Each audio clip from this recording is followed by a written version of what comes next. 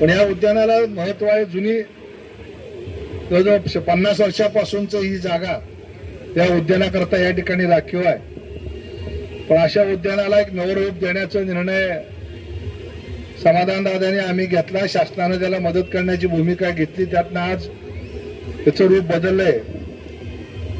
जवळजवळ 4-5 फूट पाणी या ठिकाणी पाणी माती उचलून भरली असं त्यांचं म्हणणं आहे. पण तरी सुद्धा आता आमचे काही किरण गाडगे त्यांच्या सहकार्याने निवेदन आमदारांना दिलंय.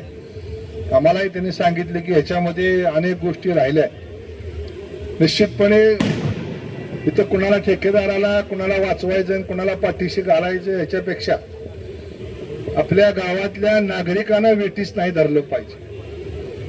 जवळजवळ 2 महिन्यापासून 3 महिन्यापासून आम्ही दोघं सातत्याने यांच्या पाठीमाग आहे की मे महिना येतोय. उन्हाळ्याच्या दिवसात लोकांना कुठेतरी बसायला उठायला जागा असली पाहिजे आणि त्या पद्धतीनं हे उद्यान खुलं करावं.